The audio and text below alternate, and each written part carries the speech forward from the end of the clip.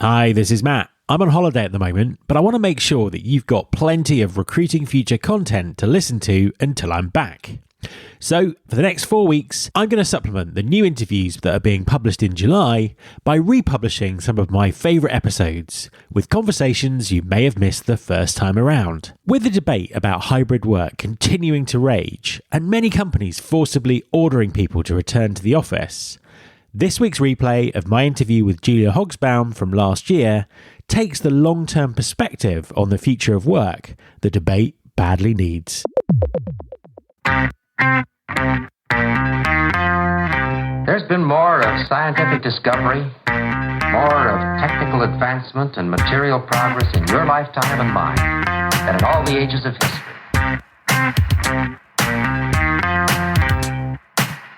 Hi there, this is Matt Alder. Welcome to episode 443 of the Recruiting Future podcast. All around the world, debates about hybrid and remote working rumble on, as employers and employees experiment to find mutually agreeable and effective ways of working. There's a lot of noise in the debate around the future of work, and I really want to cut through this. With that in mind, I'm going to focus the next 3 episodes of the podcast on the future of work, exploring the real issues, looking at the practical solutions that are being put in place, and taking an informed look at what the future might actually look like. My first guest in this mini-series is writer, speaker and consultant Julia Hobsbawm, author of the brilliant book The Nowhere Office. In her book, Julia explores what's happening at the moment in the context of workplace changes over the last few decades and examines the current issues to help map the future. Hi, Julia, and welcome to the podcast. Hello, Matt. Nice to be with you. Thank you for having me. It's an absolute pleasure to have you on the show. Please, could you just introduce yourself and tell everyone what you do? My name is Julia Hobsbawm. I'm a writer and entrepreneur. I write about work, the workplace, organisational change, and my latest book is called The Nowhere Office, Reinventing Work and the Workplace of the Future. And I also have a podcast called The Nowhere Office, which addresses these issues as well. Fantastic stuff. Now, I've just finished reading your book and it was a pleasure to read. And it's brilliant to read about someone looking very much into the future rather than necessarily dwelling on exactly what's happened in the last 2 years, and really thinking about what the implications are for work. Just give us a quick intro to the book. Tell everyone a little bit about what it's about and why you wrote it. Thank you for asking me to explain it. So the Nowhere Office is a phase of work I think we're in 75 years, 80 years or so after the end of the Second World War, when the last big reset globally happened. And I'm framing it as a time in the story and the history of work where we are nowhere near where we were in terms of going back to offices and fixed schedules. And we need to reimagine and reframe how we work because of all sorts of trends that have been triggered by but not caused by the pandemic. So the Nowhere Office is a sort of optimistic but realistic look at the state of work, which I don't think was working very well before. So it's actually does look to the future, but in order to look to the future, it also looks to the past. And so I begin by framing this phase of work against 3 others that preceded it between 1945 and 2020. And very briefly, those are that I believe the first phase immediately after the Second World War was what I would call the optimism years, when everybody who worked in an office sort of went to an office. Things were very hierarchical, they were simplistic, the power resided in the corner office. Computers were really very much over there, not, desktop, not laptop, not handheld. Then the mezzanine years that lasted between about 1977 and 2006, in which all sorts of workplace issues that we're now familiar with around identity and flexibility and rights and inequalities and HR became more prominent. and the technology moved closer into the office and into our lives. And then the period of time that immediately preceded the nowhere office phase that began with the pandemic, I call the co-working years. And those were beginning in 2007 with really the arrival of the internet, really the arrival of mobile, and the sense that in order to work, you had to be free, and you came in and out of offices, and co-working spaces were born. But the office as the sort of palace of presenteeism was still there. And now we're in the nowhere office. Nowhere is an anagram, for your eagle-eared listeners, of course, of now and here and here and now. And so it's very much a present, instant moment where it's just all changed. It's all up for grabs. It's all fluid. It's all hybrid. And I'll stop here by saying I think it's a very testing moment for recruiters, for managers, for leaders. But I also think it's a very important, necessary, and dare I say it, exciting moment too. Absolutely. And I really want to kind of talk more about that. But before we do, just to kind of reflect on what you've just said, what I really liked about your book was the way that you've defined those previous areas of work. And as someone who's worked through, I don't know, at least 3 of them, maybe without wanting to date myself, they were very kind of recognizable descriptions. You mentioned at the start of the conversation that the pandemic was ushering in a new phase of work because it had accelerated trends and issues and problems that were already there. Can you tell us a little bit about what you perceive those sort of trends and issues to be?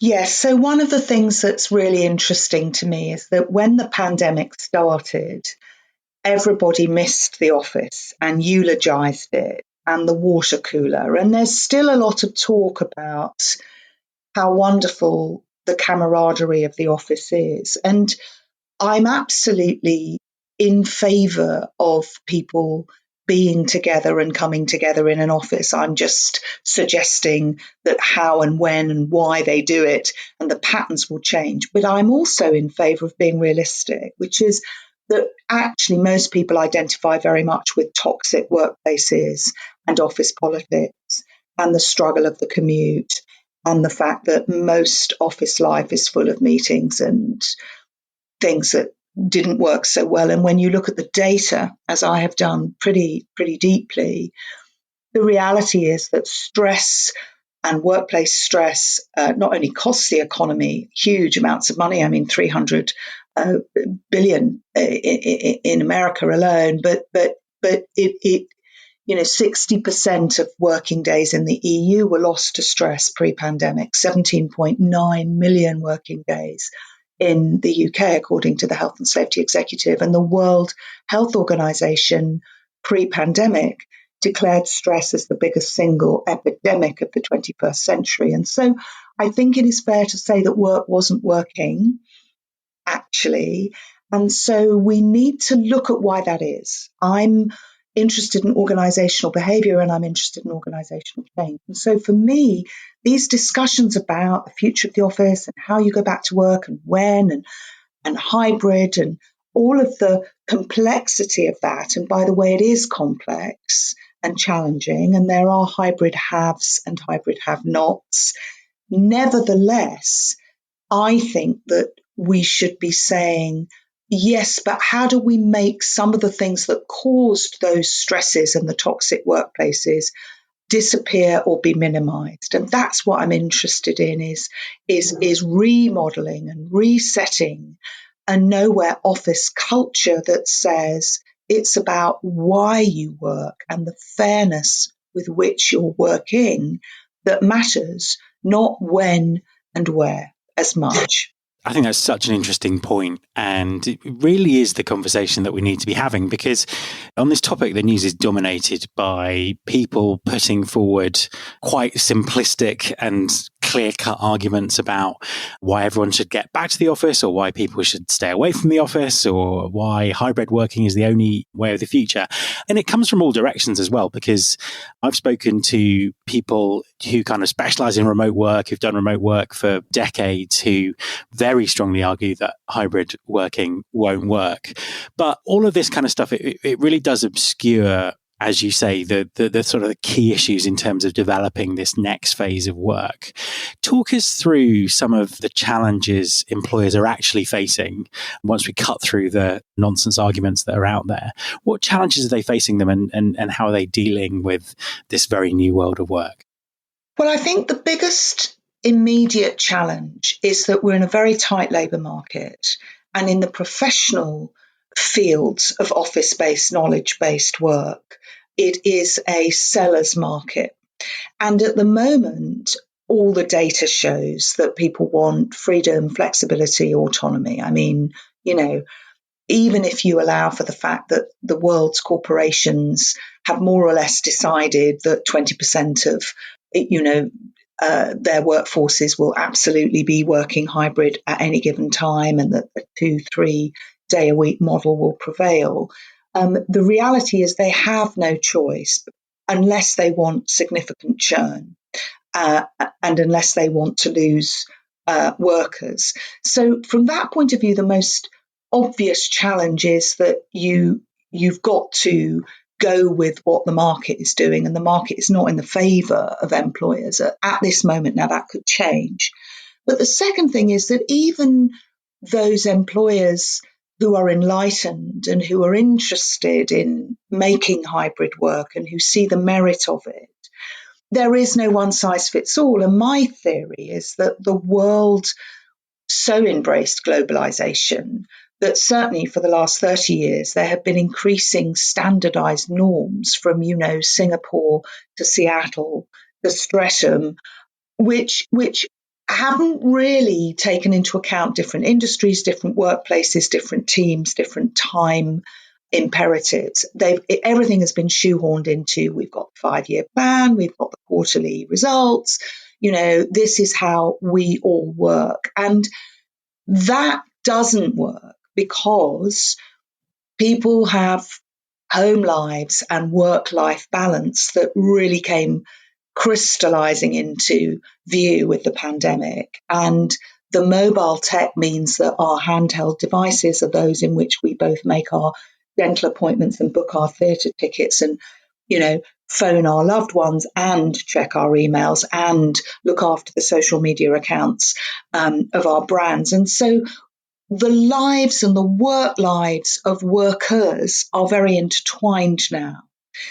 And so in practical terms, it's really quite difficult. For instance, I spoke to somebody today, a senior editor in a media publication. They've decided, aged sort of 50-something, that they want to go part-time. Now, the reality is they want to do that because they want to control the mission creep that they were ending up editing a lot during evenings with no boundary. That's a big problem, as we know, from home working and from mobile-based working. But the truth is that may not fit the realities of the publishing schedules. I mean, that's just one micro example. The problem is that there was a simplicity when everybody had to be in and be present, even though there was a lot of wastage of time, which we all knew about. It was simpler. And it also suited managers and bosses, particularly those of a certain generation, who really, they like control and they like surveillance, and it makes them feel in control. So I'm not in any way denying that to make hybrid work is going to be one of iteration and trial, and there is no one size fits all. However, the benefits are, if you pivot to what Nicholas Bloom of Stanford calls outputs, not inputs. If what you say is, look, this is our business, what does success look like? We need these number of people on the front line, in reception, in the office, in IT, and we rotate them and we reward them or compensate them for that necessary presenteeism. And then what does everybody else need and when? in terms of the culture to get together, in terms of learning, which I think culture, learning and networking are probably the only things actual offices are going to be needed for. And then the rest of the time, it really is all very, very technology enabled. And the truth is, we all worried about tech, and then we realized it saved work, because you can, in fact, do so much cloud-based and with teleconferencing. And therefore, it means how you regard hybrid has got to be framed against what needs to be done next to other people and why, and what doesn't. So in the short term, sorry to give you such a long answer, I'm just so interested in this. In the short term, you've got a bit of a headache and a half for managers and leaders. They have to listen more. They have to try things more. They have to undo lots of assumptions that have formed about the systems that they believe in. I don't think any of the old systems are necessarily built to last. That's what the pandemic has done. It has swept away old norms. That's the exciting bit. It's also the challenging bit. I completely agree, actually. And I think what really underlines the challenge that we have now is the narratives that are out there. So I see more argument about, well, what about young people who are coming into the workforce? We have to go back to the office so they can learn how to work. This kind of throwback to how things were is the only solution to that problem, rather than discussion about, well, actually, we have technology, we still have offices, we still have all these different ways of working at our disposal now that have been proven. How do we develop something that is fit for purpose, fit for the times we live in, and is going to be better than that old way of working? And this is why I really liked your book, because I don't see enough of that discussion going on at the moment. Thank you. I mean, I don't either. The truth is, I'm a lay person. I've worked for 30 plus years as a consultant. I've had a bit of time myself in large corporations. I've been a consultant to have clients across micro enterprises and substantial global businesses. And what I see in all of them are people, humans, struggling with relationship problems to do with communication, to do with expectation, to do with miscommunication, to do with unrealistic timelines, deadlines, processes. And, the phrase that I have latched onto, which was not a phrase I made, but it's a phrase I've written about and I hope popularized a bit more recently, is the marzipan manager, stuck below the leadership icing. The truth is that we need to unstick a lot of norms that have been taken for granted about the way human beings work in organizations. And if you have too many layers above you, below you, to the side of you, you cannot be agile. Now, as a management ideology, agility and agile has been, the phrase of the day for a long time. But we now realize, and I think I've uncovered this in this book and also in a previous book called Fully Connected, and the book immediately before this called The Simplicity Principle, sort of 3 books published in very short succession, ending with the Nowhere Office. I think what we now understand is there's really a difference between words and action. And we need work to work. We need to be able to say, oh my goodness, hang on a minute, we've got a workforce that absolutely must come in 10-hour days for 3 months in order to get this project done. I mean, hypothetically. Now, if you can make the case for that, and everybody's on the same page, and they're well led, and they're well organized, and they're well remunerated, that's not really hybrid, except that you might have an enormous break after that immersive period. For other organizations, going to a 3-2 model is fine, but the compromise may be you don't get a desk anymore. If you want a desk and you want an office, then you have to commit to certain things. So it's about what works. It's about compromise. It's not about a sort of blind faith in buzzwords and techniques that really don't trickle through. I mean, I looked at the data for how much management and leadership development investment is. I mean, it's billions of quid. Who benefits from it? No one, apparently, based on what has happened post-pandemic, because everybody's having to relearn it. So I really want us to call out some of this sort of nonsense, because we are all working together to get work done. And by the way, I'm also pretty anti the movement that had begun to sort of gain traction pre-pandemic, which says, oh, we shouldn't be working anyway. I'm very pro-work. I think work gives us meaning. I think it's probably the economic model that is most viable. I think it's very difficult at the moment in a tight, in roaring inflation and so on and so forth. But so I'm pro-work, working better. And that means we've got to, in writer speak, kill some darlings. We've got to talk frankly, really frankly, about stuff that doesn't work. And we should champion the best practice where it rears its head. There's loads of innovation around, by the way, from talent officers, recruitment, people managers, but we're not bringing it all together systematically and saying the nowhere office is a phase that we're in, who's doing what and how are we learning from each other across the board. That, to me, would be real progress. You mentioned recruiting there, and I've just wanted to ask you a couple of questions about talent acquisition and where it fits into all of this. Obviously, it's a very disruptive time in recruiting at the moment. Massive investment in technology, very, very hard to recruit people, everything that sort of happened in the pandemic. And we are seeing some incredible innovation, but it's not widely distributed.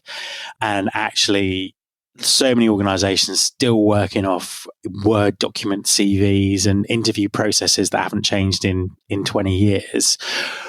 How do companies need to think about talent acquisition now and the process of recruiting in this sort of period of the nowhere office? Well, you're the expert. I'm not the expert in recruitment. I mean, what I'm picking up from the research and from the conversations I'm having is that recruiters are pretty happy that, the geographical lid has been lifted. And certainly lots of employers are happy that the talent cap that meant it was geolocated around offices is no longer there. So from that point of view, I think it's a plus for recruitment. And as I say, I think the technology has come on so significantly. I think there are 6 key trends 3 months or so after the publication of the book. I would say that there are 6 really key prevailing trends. One of them is around autonomy, that people definitely want choice in agency. So that is potentially a challenge for recruiters because, you really can't offer an inflexible package, even if, as they have found to their cost, you are Goldman Sachs or Apple. The second is the question of commute, which is people do not want the commute, which again lifts the lid on the geography. And you're seeing fantastically interesting developments, with entire countries like Ireland and cities like Hull creating strategies to say, you can work from anywhere and live in our place, The third is the question of cost. The fourth is the question of environment and sustainability, which is, again, for managers and leaders a problem. You can't hurtle around the world in quite the same way that you did. And then place and technology are the other 2 key factors. And all of that puts pressure on the industries around employment and management of employees, subcontractors. And by the way, another trend, of course, is that about half the world's knowledge worker workforce is set to become freelance really within the next decade. And that's an astonishingly rapid shift. So, what that means is people are much more mobile in their careers anyway. So what do I think that means for recruiters? Well, I think they need to make better use of networks. I've written a lot about networks, and there's a significant chunk of the book devoted to it. What networks do you run to surface talent? How do you recruit by nosing around and noticing people digitally and in real life, as well as, putting out job ads and so on and so forth? So I think the recruiters that are going to win are the ones that innovate and are curious and do not rest on their laurels. Again, the The failure of tech, I think, is that in recruitment pre-pandemic, it became literally, and I'm probably exaggerating and probably doing a disservice to some of the finesse that you and your listeners know more than me, so forgive me, but if I can generalize critically, I would say that there was an over-reliance on the algorithm-led response. I know a lot of young people for whom it was routine to graduate or to not graduate, to apply for jobs and not even get an acknowledgement that their application had been received. I mean, that is just grotesque. Who thought that was acceptable? Who thought that recruiting people via a don't call us, we'll call you, let's put the machine system before the human was anything to do with talent? And I hope that that sort of logjam has been broken. I sincerely hope so too. Things move in the right direction, but there are still far too many companies that do that, basically. Wanted to just change the subject slightly and ask you sort of a final quick question about wellness, because wellness is something that you talk about in the book. We've really kind of seen a lot of companies jumping on the sort of wellness bandwagon, but it just doesn't seem very joined up. I mean, I think what really brought it home for me was during the pandemic, there was this kind of big push around wellness and, the well-being of our teams working at home in very stressful circumstances is crucial. And the answer seemed to be to get everyone on Zoom to have a drink or everyone on Zoom, back on Zoom, to do some yoga or some mindfulness. And not really getting to the crux of the core problem of people, burning out because of use of screens and things like that.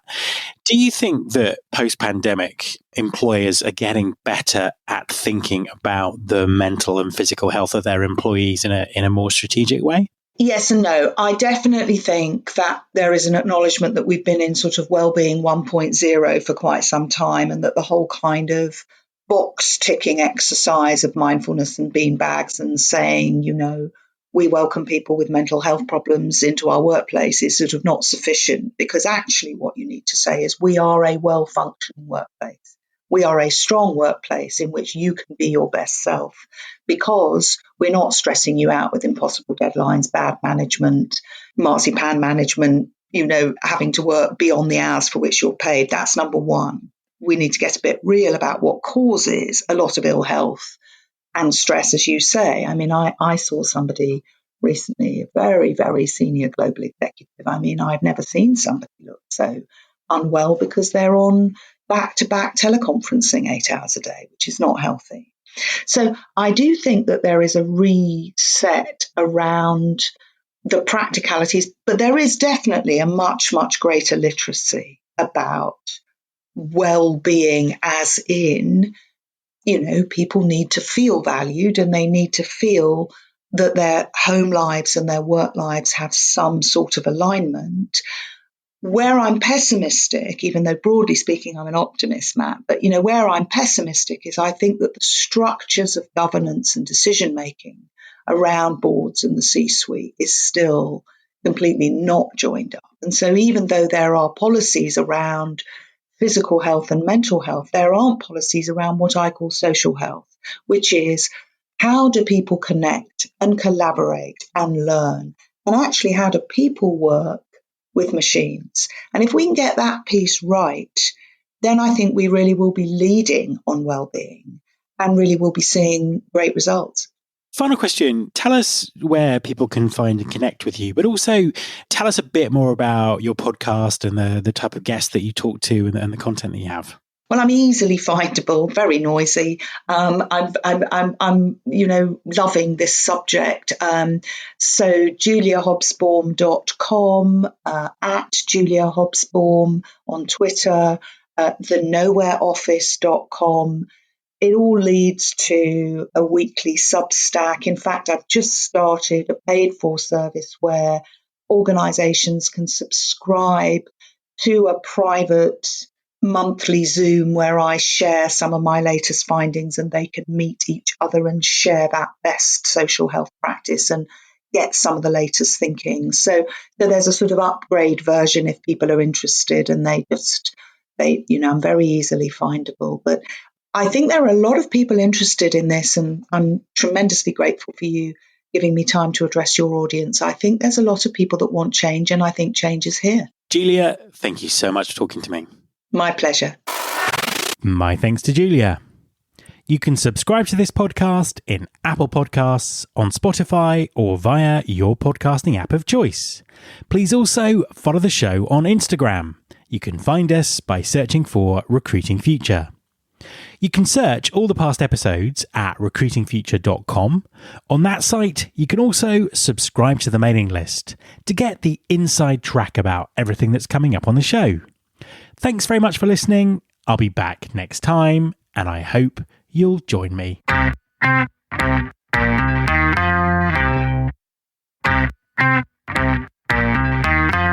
This is my show.